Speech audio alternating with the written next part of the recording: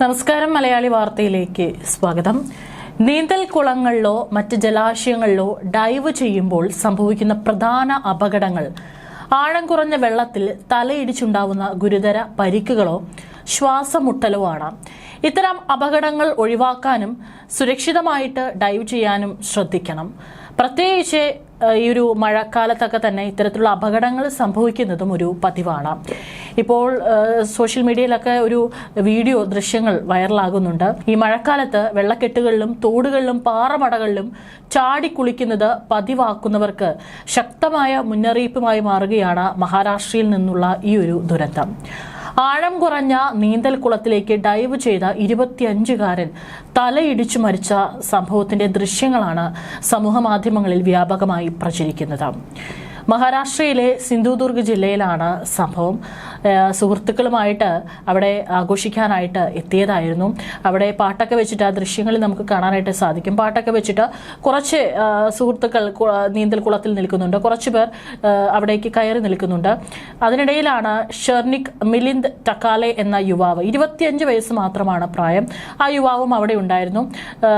ഒരു റിസോർട്ടൊക്കെ എടുത്തിട്ടാണ് ഇവർ വിനോദയാത്ര അവിടെ എൻജോയ് ചെയ്യാനായിട്ട് എത്തിയത്. പക്ഷേ അതിനിടയിലാണ് ഈ ദാരുണമായിട്ടുള്ള സംഭവം ഉണ്ടാകുന്നത്. 9 അംഗ സംഘമാണ് റിസോർട്ടിലെത്തിയത്.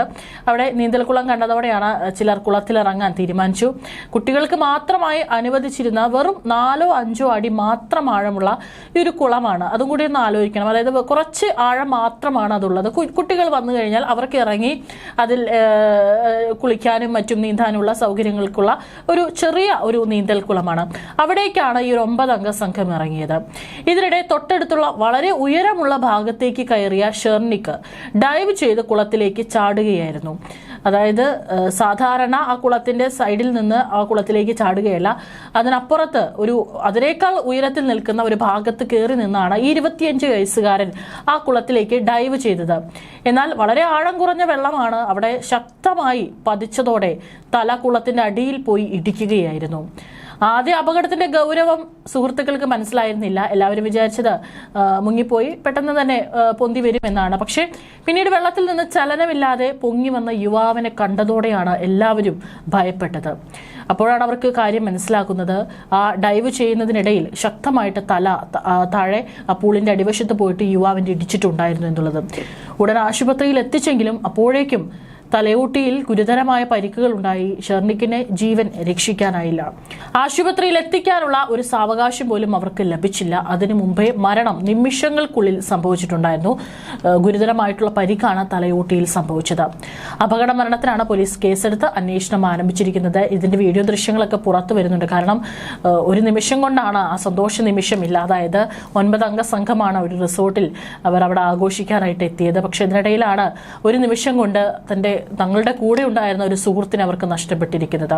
പോസ്റ്റ്മോർട്ടത്തിന് ശേഷം മൃതദേഹം ബന്ധുക്കൾക്ക് വിട്ടു നൽകി. സംഭവം അറിഞ്ഞ ഉടൻ തന്നെ യുവാവിന്റെ പിതാവും ബന്ധുക്കളൊക്കെ തന്നെ റിസോർട്ടിൽ എത്തിയിട്ടുണ്ടായിരുന്നു. പിന്നീട് നിയമപരമായിട്ടുള്ള എല്ലാ നടപടികൾ പൂർത്തീകരിച്ച ശേഷമാണ് അസ്വാഭാവിക മരണത്തിന് പോലീസ് കേസ് രജിസ്റ്റർ ചെയ്തു. മൃതദേഹം വീട്ടുകാർക്ക് കൈമാറിയിട്ടുണ്ട്. ഇവിടെ തീർച്ചയായിട്ടും ഇത്തരത്തിലുള്ള അപകടങ്ങൾ അശ്രദ്ധ മൂലം ആർക്കും സംഭവിക്കാൻ സാധ്യതയുള്ള ഒന്നാണ്. കാരണം ഈ ഇത്തരത്തിലുള്ള അപകടങ്ങൾ ഈ ആഴം കുറഞ്ഞ ഭാഗത്തേക്ക്, അതിപ്പോൾ ഒരു നീന്തൽക്കുളം തന്നെ ആകണമെന്നില്ല. സാധാരണ ഈ വെള്ളക്കെട്ടുകളും അവിടെയൊക്കെ തന്നെ ആഴം കുറവാണെങ്കിലും അവിടെയും ഇത്തരത്തിലുള്ള അപകടങ്ങൾ സംഭവിക്കും. തോടുകളും ഇത്തരത്തിലുള്ള വെള്ളക്കെട്ടുകളൊക്കെ ആണെങ്കിൽ അവിടെ താഴെ പലതരത്തിലുള്ള വലിയ കല്ലുകളും പാറക്കഷ്ണങ്ങളൊക്കെ കിടക്കാനുള്ള സാധ്യതയുണ്ട്. അവിടേക്ക് എടുത്ത് ചാടിയാലും ഇത്തരത്തിലുള്ള മരണം നിമിഷങ്ങൾക്കുള്ളിൽ തന്നെ സംഭവിക്കും എന്നുള്ളത് മനസ്സിലാക്കേണ്ടിയിരിക്കുന്നു. പ്രത്യേകിച്ച് ഈ ഒരു തലയിടിച്ച് അങ്ങനെ ഒരു അപകടം പറ്റിയാൽ ഉടൻ തന്നെ അവരെ വെള്ളത്തിൽ നിന്ന് മാറ്റേണ്ടി വന്നാൽ പോലും പല വിദഗ്ധരും പറയുന്നത് അവരെ പെട്ടെന്ന് വളരെ വേഗത്തിൽ അവരുടെ ശരീരം, പ്രത്യേകിച്ച് ഈ കഴുത്തിനും തലയ്ക്കും അധികം അനക്കം തട്ടാത്ത രീതിയിൽ വേണം ഇവരെ മാറ്റാൻ എന്നാണ് പറയുന്നത്. മാത്രമല്ല പ്രത്യേകിച്ച് പുറത്തേക്ക് പരിക്കുകൾ ഉണ്ടെങ്കിൽ, അതായത് തലയിൽ രക്തസ്രാവം കാണുകയാണെങ്കിൽ തന്നെ വളരെ കട്ടിയുള്ളൊരു കോട്ടൺ തുണി ഉപയോഗിച്ച് മുറിവിൽ അമർത്തി പിടിക്കണം. മാത്രമല്ല ശ്വാസം എടുക്കാനുള്ള ബുദ്ധിമുട്ടാണ് അവർക്ക് ഉണ്ടാവുന്നതെങ്കിൽ, ശ്വാസമെടുപ്പ് തടസ്സപ്പെട്ടിട്ടുണ്ടെങ്കിൽ വായിൽ എന്തെങ്കിലും ഉണ്ടോ എന്ന് നോക്കണം. അത് ആദ്യം നീക്കം ചെയ്യാൻ ശ്രദ്ധിക്കണം. ബോധം നഷ്ടപ്പെട്ട അവസ്ഥയിലാണെങ്കിൽ, ഛർദ്ദിക്കുകയാണെങ്കിൽ അവരെ ഒരു വശത്തേക്ക് ചെരിച്ചു കിടത്തുക. ഈ ഇത്തരത്തിലുള്ള പൂളുകളിലേക്കൊക്കെ എടുത്തു ചാടുമ്പോൾ തീർച്ചയായിട്ടും അവിടെ ആഴം ഉറപ്പുവരുത്തണം. കാരണം ഈ ഡൈവ് ചെയ്യുമ്പോൾ ആവശ്യത്തിന് ആഴമുണ്ടെന്ന്, പ്രത്യേകിച്ച് ഒരു 8 അടി മുതൽ 10 അടി വരെ ആഴം ആ ഒരു നീന്തൽക്കുളമാണെങ്കിലും അല്ലെങ്കിൽ അല്ലാതെ പുറത്തുള്ള മറ്റേതെങ്കിലും തോടോ ജലാശയങ്ങളോ മറ്റോ ആണെങ്കിൽ കൂടി അവിടെ ഒരു 8 മുതൽ 10 അടി വരെ ആഴം ഉണ്ടെങ്കിൽ മാത്രം ഡൈവിംഗ് ചെയ്യുക. ആഴം കുറഞ്ഞ സ്വിമ്മിംഗ് പൂളുകളിലേക്ക്, കുട്ടികളുടെ പൂളിലേക്കും ഒരിക്കലും മുതിർന്നവർ ഇത്തരത്തിൽ ഡൈവ് ചെയ്യരുത്. മറ്റൊരു കാര്യം, അടിത്തട്ടിലെ സാഹചര്യം എന്താണെന്ന് പരിശോധിക്കണം. കാരണം വെള്ളത്തിനടിയിൽ ഏതെങ്കിലും പാറകളോ ഈ പറയുന്ന പോലെ മരത്തടികളോ മറ്റു വസ്തുക്കളോ ഇല്ലെന്ന് ഉറപ്പുവരുത്തുക. പുതിയ സ്ഥലങ്ങളിൽ ചാടുന്നതിന് മുമ്പ് വെള്ളത്തിന്റെ അടിത്തട്ട് എങ്ങനെയാണെന്ന് പരിശോധിക്കണം. തീർച്ചയായിട്ടും ആവേശം കാണിച്ചുകൊണ്ടൊരു എടുത്തുചാട്ടം ചെയ്യരുത്. മാത്രമല്ല ഈ ഡൈവിംഗ് തന്നെ പല ശരിയായ രീതിയിലാണോ എന്നുള്ളത് കൂടി പരിശോധിക്കണം. കാരണം നീന്തൽ അറിയാമെന്നുള്ള ഒരു ആത്മവിശ്വാസത്തിൽ നമ്മൾ എടുത്തു ചാടുമ്പോൾ അതുപോലെ ആയിരിക്കില്ല ഡൈവിംഗ് ചെയ്യുന്ന സമയത്തുണ്ടാവുക. തല ആദ്യം വരുന്ന രീതിയിലുള്ള ഡൈവിങ്ങിന് പകരം കൈകൾ മുന്നോട്ട് നീട്ടി തലയ്ക്ക് സംരക്ഷണം നൽകി വേണം വെള്ളത്തിൽ പ്രവേശിക്കാൻ എന്നാണ് പറയുന്നത്. ഈ പരിശീലകരുടെ മേൽനോട്ടമില്ലാതെ അപരിചിതമായ സ്ഥലങ്ങളിൽ ഒരിക്കലും ഡൈവ് ചെയ്യരുത്. സ്കൂബ ഡൈവിങ്ങിലാണെങ്കിൽ പോലും പല മുൻകരുതലുകളുണ്ട്. കാരണം ഈ സ്കൂബ ഡൈവിംഗ് പോലുള്ളവ ചെയ്യുമ്പോൾ സുരക്ഷാ ഉപകരണങ്ങൾ കൃത്യമായി ധരിക്കാറുണ്ട്. ശ്വാസമെടുപ്പുമായി ബന്ധപ്പെട്ട അസുഖങ്ങളോ മറ്റ് ആരോഗ്യ പ്രശ്നങ്ങളോ ഉള്ളവർ പരിശീലകരുടെ അനുവാദത്തോടെ മാത്രമാണ് ഡൈവ് ചെയ്യേണ്ടത്.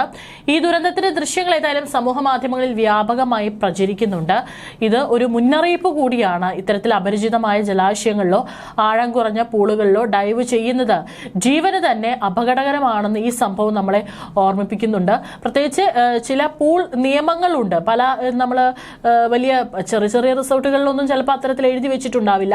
പക്ഷേ പല പൂളുകളിലേക്ക് ഇറങ്ങുന്നതിന് മുമ്പ് അവിടെ സൈൻ ബോർഡുകൾ ഉണ്ടാകും. ചിലപ്പോൾ അത് ശ്രദ്ധിക്കേണ്ടതാണ്. കാരണം പൂളിന് ചുറ്റുമുള്ള സുരക്ഷാ നിർദ്ദേശങ്ങളും ആഴം രേഖപ്പെടുത്തിയ ബോർഡുകളൊക്കെ എപ്പോഴും വായിച്ച് തന്നെ മനസ്സിലാക്കാൻ ശ്രമിക്കണം.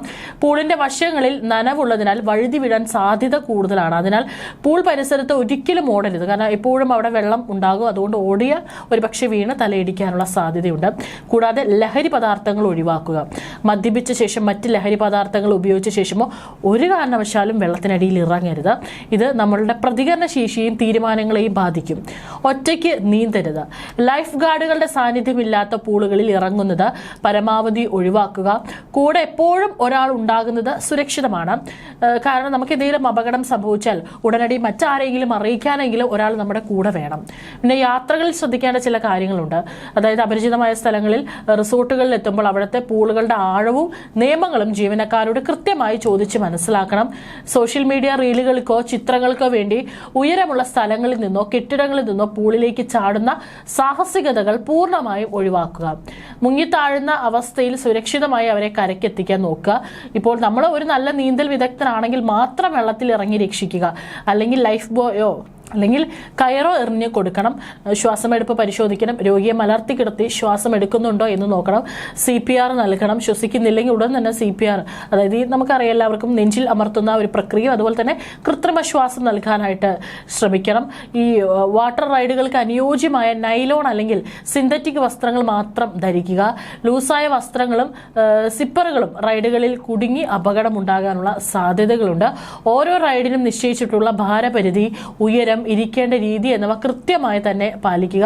നീന്തൽ കൃത്യമായി അറിയില്ലെങ്കിൽ നമുക്കറിയാം എപ്പോഴും പൂളുകളിൽ ഒരു വേവ് പൂൾസ് ഉണ്ട്. അപ്പോൾ അവിടെയൊക്കെ തന്നെ ആഴമുള്ള റൈഡുകളിൽ നിർബന്ധമായി ലൈഫ് ജാക്കറ്റ് ധരിക്കേണ്ടതാണ്. ഇതൊക്കെ ഒരു മുൻകരുതലാണ്. കൃത്യമായി നമുക്കിപ്പോൾ നീന്തൽ അറിയാമെന്ന് പറഞ്ഞാലും പരിചിതമില്ലാത്തൊരു സ്ഥലമാണെങ്കിൽ അവിടെ അപകടം ഉണ്ടാകാനുള്ള സാധ്യത 100% ഉണ്ട്. അതുകൊണ്ട് തീർച്ചയായിട്ടും പരിചയമില്ലാത്ത സ്ഥലങ്ങളിൽ ഇറങ്ങുന്നവർ ഈ പറയുന്ന സുരക്ഷാ മാനദണ്ഡങ്ങളൊക്കെ തന്നെ പാലിക്കേണ്ടതാണ്.